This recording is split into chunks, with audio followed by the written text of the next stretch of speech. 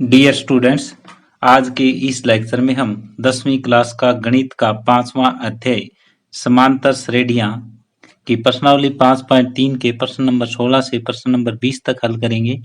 तो यहाँ हमें प्रश्न नंबर 16 दिया हुआ है, किसी स्कूल के विद्यार्थियों को उनके समग्र शैक्षिक प्रदर्शन के लिए 7 नगद पुरस्कार देने के लिए 700 रुपए की राशि रखी गई है। यदि प्रत्येक पुरस्कार अपने से ठीक पहले पुरस्कार से 20 कम है तो प्रत्येक पुरस्कार का मान ज्ञात कीजिए। तो यहाँ पे टोटल पुरस्कार है वो 7 है, तो इसका मतलब n के बराबर 7 है और कुल राशि है वो 700 है, तो एस n के बराबर 700 में दे रखा है। यदि प्रत्येक पुरस्कार अपने से ठीक पहले पुरस्कार से 20 कम है, तो 20 कम है का मतलब यहाँ पे डी हमें -20 दिया है। तो प्रत्येक पुरस्कार का मान ज्ञात कीजिए। हमें क्या ज्ञात करना है? हमें ए ज्ञात करना है, ए प्लस डी ज्ञात करना है, ए प्लस 2d ज्ञात करना है, ए प्लस 3d ज्ञात करना है, ए प्लस 4d ज्ञात करना है, ए प्लस 5d ज्ञात करना है और ए प्लस 6d ज्ञात करना है। ये 7 पुरस्कार हमें ज्ञात करने हैं।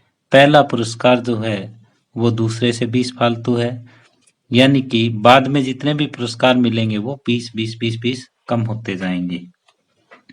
तो एस एन हमारे पास है, एन हमारे पास है और डी हमारे पास है, तो यहाँ से ए का मान आ जाएगा। तो ए और डी होने के बाद हम यहाँ पे भर देंगे। तो एस एन का फार्मूला होता है n/2 2a plus n minus 1 into D. तो एस एन का मान 700 बराबर n का 7 है, 7/2 ये हो जाएगा 2a plus 7 minus 1 into D का मान -20। तो इसको इधर गुणा कर दो, 700 गुणा 2 ये 7 नीचे आ जाएगा बराबर 2a प्लस 6 गुणा -20 तो -120 हो जाएगा। 7 से ये 100 कट जाएगा, 100 दूनी 200 बराबर 2a माइनस 120, तो 200 ये इधर आ जाएगा 120 बराबर 2a, यानी 320 बराबर 2a और 320/2 बराबर a और ये आ जाएगा 160, यानी a का मान आ जाएगा हमारे पास 160। a 160 है, d है वो -20 है, तो ये सातों पुरस्कार हम ज्ञात कर सकते हैं।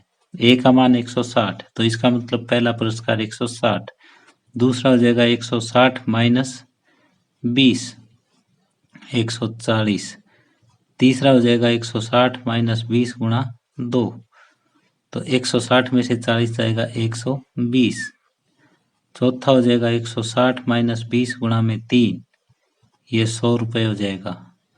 अगला हो जाएगा 160 माइनस 20 गुणा में 4, ये 80 रुपये हो जाएगा। अगला होगा 160 माइनस 20 गुणा 5, ये 60 रुपये हो जाएगा। अगला 160 माइनस 20 डी की कीमत रखी और ये हो जाएगा 6 और ये 40 रुपये हो जाएगा। तो सातों पुरस्कार हमारे पास 160 140 120 100 80 60 और 40 आ जाएंगे। तो यहाँ पे हमें क्या दिया हुआ था? यहाँ हमें n का मान Sn और d दिया हुआ था। पहले हमने Sn का फार्मूला लगाते हुए a ज्ञात किया। अब a ज्ञात करने के बाद हमने ये सातों पुरस्कार ज्ञात कर लिए। तो इस तरह से प्रश्न नंबर 16 कंप्लीट हुआ। अब आगे प्रश्न नंबर 17 है, एक स्कूल के विद्यार्थियों ने वायु प्रदूषण कम करने के लिए स्कूल के अंदर और बाहर पेड़ लगाने के लिए सोचा। यह निर्णय लिया गया कि प्रत्येक कक्षा का प्रत्येक अनुभाग अपनी कक्षा की संख्या के बराबर पेड़ लगाएगा। उदाहरणतः कक्षा 1 का एक अनुभाग 1 पेड़ लगाएगा, कक्षा 2 का एक अनुभाग 2 पेड़ लगाएगा, कक्षा 3 का एक अनुभाग 3 पेड़ लगाएगा, इत्यादि। ऐसा कक्षा 12 तक चलेगा। यदि प्रत्येक कक्षा के 3 अनुभाग हैं तो इस स्कूल द्वारा लगाए गए पेड़ों की संख्या ज्ञात करें। जैसे ये पहली क्लास है, पहली क्लास में कितने अनुभाग हैं? 3 अनुभाग हैं। दूसरी क्लास है, इसमें भी कितने अनुभाग हैं? 3 अनुभाग है। तीसरी क्लास है, इसमें भी कितने अनुभाग हैं? 3 अनुभाग है। चौथी क्लास है, इसमें भी 3 अनुभाग है। तो ये देखो 3 अनुभाग है।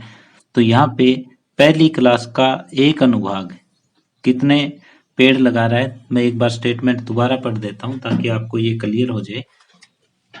अभी तक आपको इतना पता चला है कि प्रत्येक कक्षा के 3 अनुभाग हैं। तो पहली से लेके 12वीं तक सभी कक्षाओं के 3-3 अनुभाग हैं। तो मैंने पहली से 12वीं तक सभी कक्षाओं के 3-3 अनुभाग बना लिए। पहली कक्षा के भी 3 अनुभाग, दूसरी के भी 3 अनुभाग, तीसरी के भी 3 अनुभाग।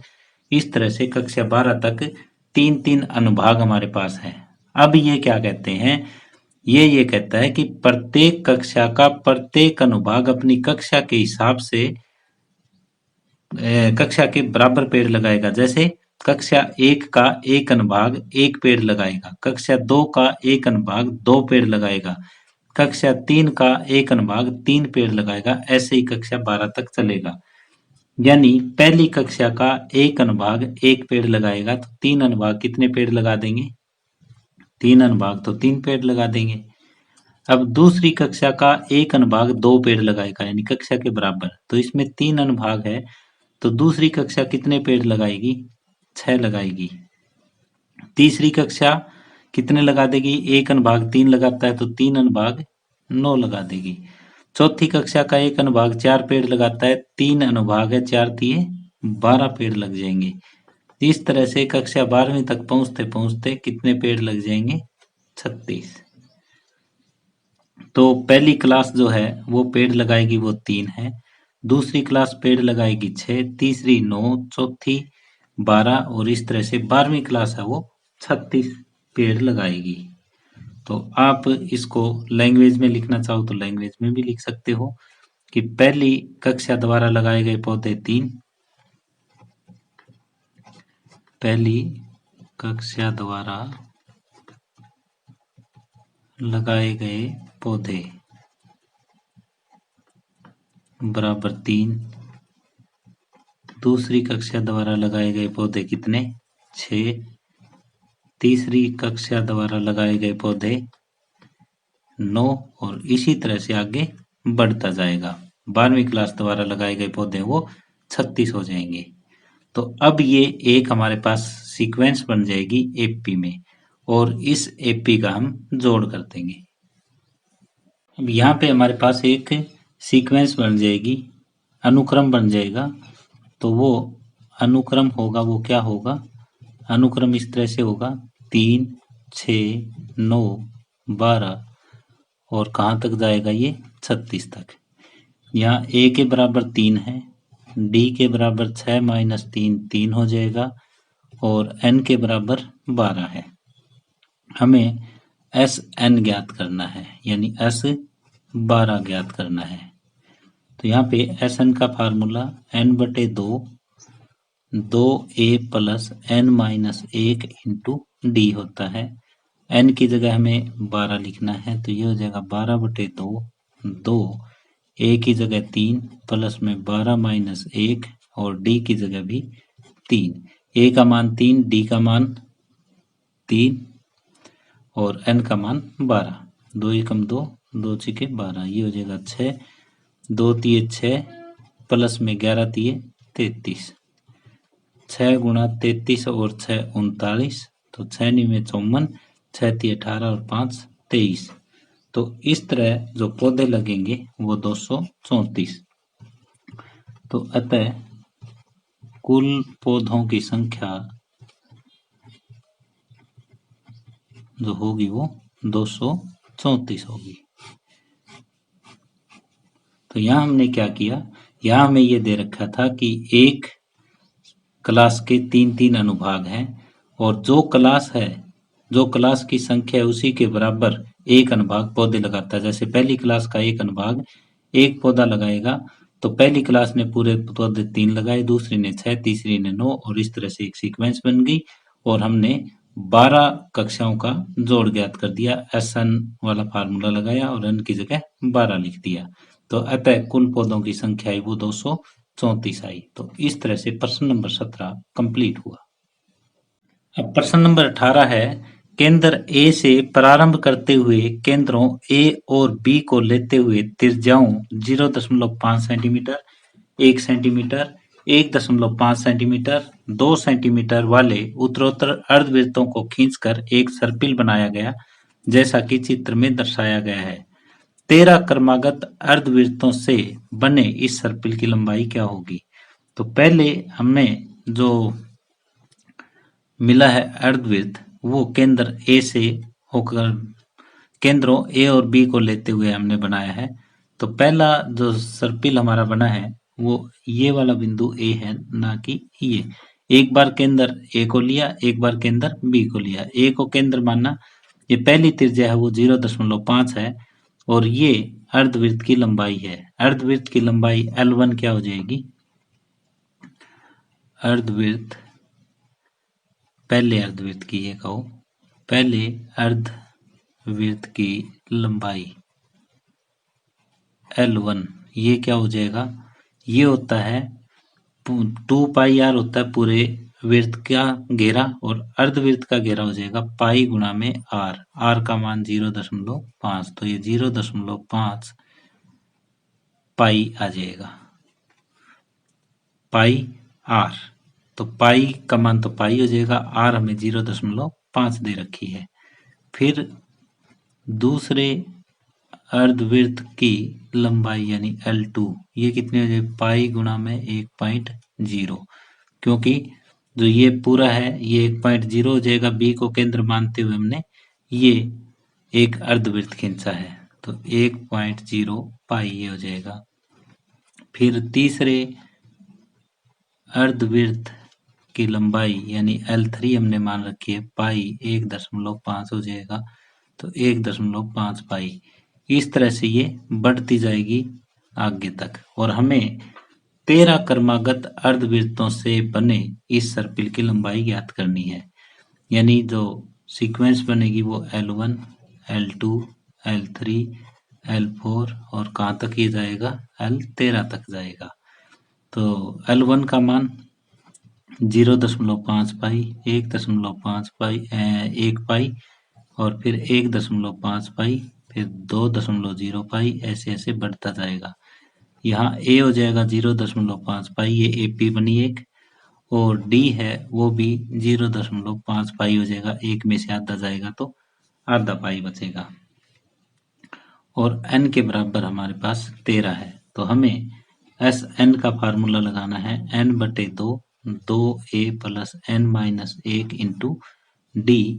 तो S13 हो जाएगा 13/2 गुणा में 2, a का मान 0.5 प्लस में 13-1 d का मान 0.5। तो ये होगा 13/2 और 2 को 0.5 से गुणा करोगे तो 1.0 प्लस में 13 में से 1 जाएगा 12 गुणा में 0.5। तो ये होगा 13/2 गुणा में 1.0 प्लस 12 को आधे से गुणा करोगे तो ये 6.0 हो जाएगा। तो अब S13 कितना आ जाएगा? S13 आ जाएगा 13/2 गुणा में 6 और 1 7। तो ये 13 7 91/2, 2 चौके 8, 2 5 10 और 2 5 10, 45.5 सेंटीमीटर लंबाई आ जाएगी। और साथ में ये देखो सभी में पाई था, तो पाई भी साथ में ये लगाते जाओ, तो ये हर एक में पाई भी आ जाएगा। तो पाई आप कॉमन ले लो, ये 7 पाई, ये 91/2 पाई और ये पाई, इतने पाई सेंटीमीटर।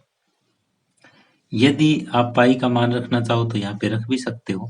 ये अगर पाई में आपको उत्तर नहीं रखना तो क्या कर सकते हो, ये 91/2 गुणा में पाई का मान होता है 22/7, तो ये कट जाएगा 7 से 13 और 2 से 11, 11 गुणा 13 143 सेंटीमीटर।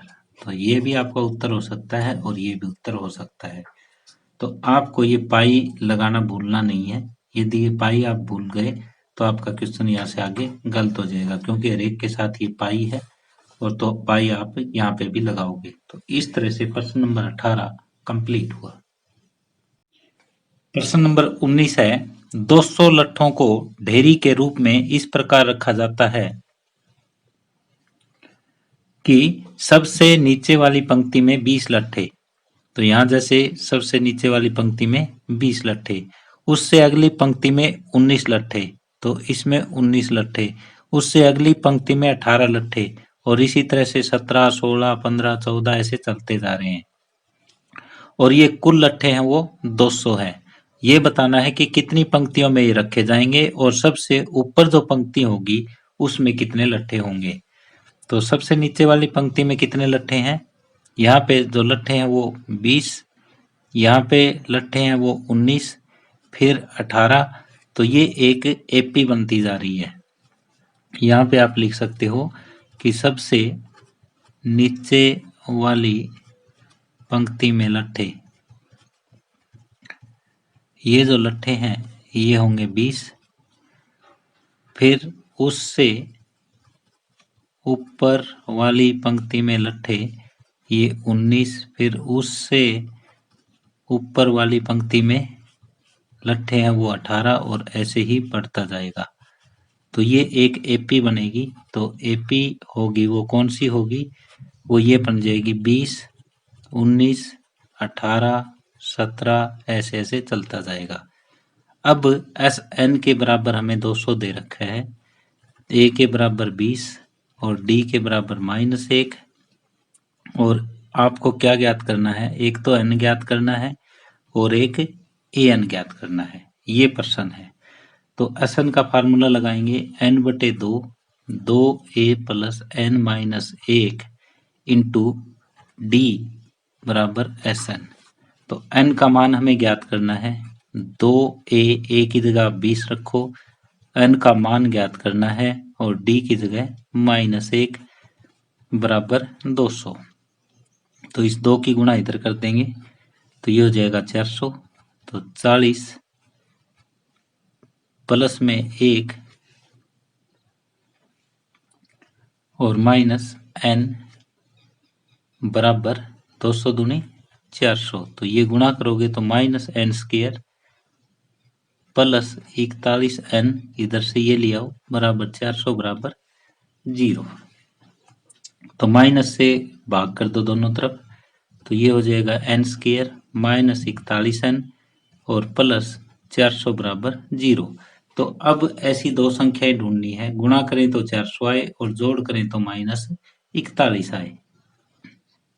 तो ऐसी दो संख्याएं हैं 25 और 16, तो -25 -16, तो ये हो जाएगा n² minus 25n minus 16n plus 400 बराबर 0।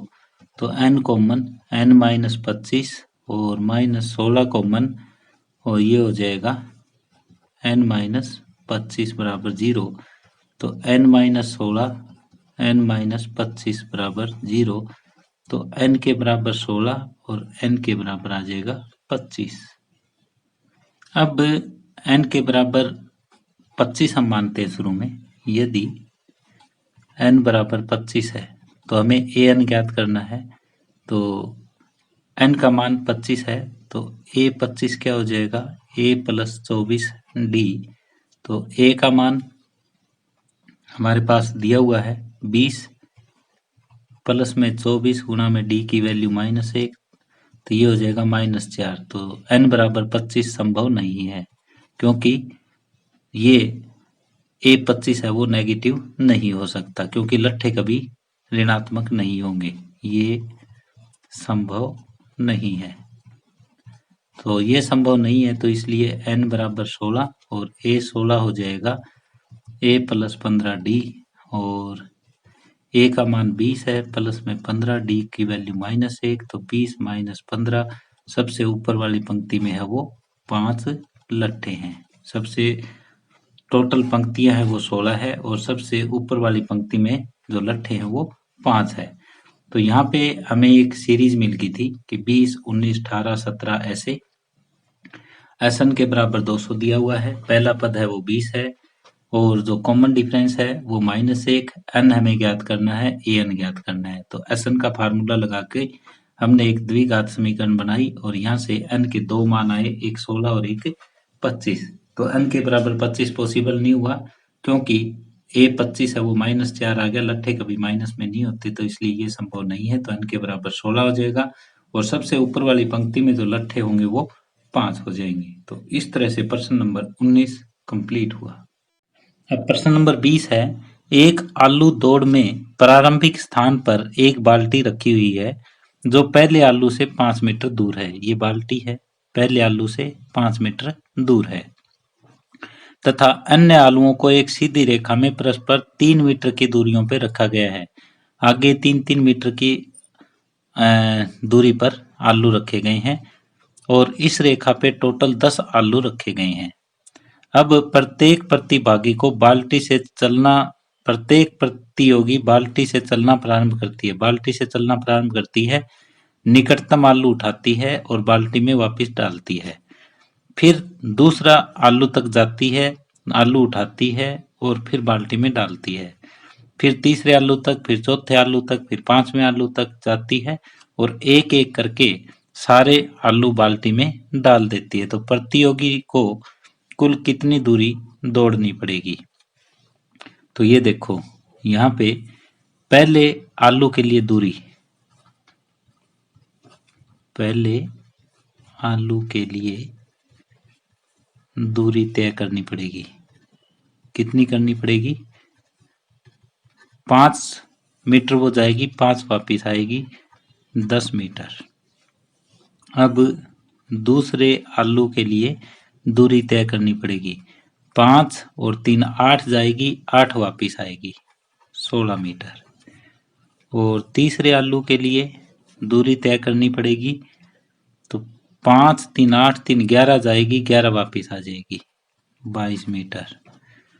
अब चौथे आलू के लिए दूरी तय करनी पड़ेगी कितनी? 5 3 8 3 11 3 14 जाएगी, 14 ही वापिस आएगी, 28 मीटर। तो इस तरह से चलती जाएगी और 10 आलुओं तक वो जाएगी। तो यहाँ पे जो सीक्वेंस बनेगी, अनुक्रम बनेगा, वो ये बनेगा, अनुक्रम होगा वो ये होगा 10 16 22 28 अप टू 10 पदों तक। तो ये एक एपी बन जाएगी, क्योंकि सारवंतर है वो समान है। ए के बराबर 10, डी के बराबर 16 माइनस 10 6 हो जाएगा, एन के बराबर 10। हमें एस एन ज्ञात करना है। एस एन होता है n/2, 2a plus n minus 1 into D, यानी कि एस 10 आप ज्ञात करोगे तो 10/2, 2 गुणा में a plus 10 minus 1 into D. तो ये होगा 10/2 5, 20 प्लस में 9 छिके 54, तो 54 और 20 74, और ये 500 के 20, 5 7 35 और 2 37, यानी 370 मीटर। तो कुल 10 आलुओं के लिए दूरी तय करनी पड़ेगी कितनी? 370 मीटर तय करनी पड़ेगी। तो यहाँ पे पहले आलू के लिए 10 मीटर, दूसरे आलू के लिए 16 मीटर, तीसरे आलू के लिए 22 मीटर, चौथे के लिए 28, इस तरह से 10 पदों तक ये अनुक्रम बन जाएगा। यहाँ ए के बराबर 10 है, डी के बराबर 6 है, एन के बराबर 10 है। हमें एस एन ज्ञात करना है, तो एन की जगह 10 रख दो, ए की जगह 10 और डी की जगह 6। तो इस तरह से कैलकुलेशन के बाद हमारे पास जो उत्तर आएगा वो 370 आएगा। तो अतः हम कह सकते हैं कि 10 आलुओं के लिए कुल दूरी जो तय करनी पड़ेगी वो 370 मीटर है। तो इसी के साथ प्रश्नावली 5.3 समाप्त होती है। तो आज का लेक्चर हम यहीं पे समाप्त कर रहे हैं। डियर स्टूडेंट्स, यदि आपको ये वीडियो पसंद आई हो तो प्लीज इसे शेयर करें, लाइक करें, और यदि आप इस चैनल पे नए हैं या आपने अभी तक इस वीडियो चैनल को सब्सक्राइब नहीं किया है तो प्लीज इस वीडियो चैनल को सब्सक्राइब कर लें और बेल वाला आइकॉन भी साथ में दबा दें, ताकि आने वाले वीडियो के नोटिफिकेशन है आप तक पहुंचते रहें। धन्यवाद।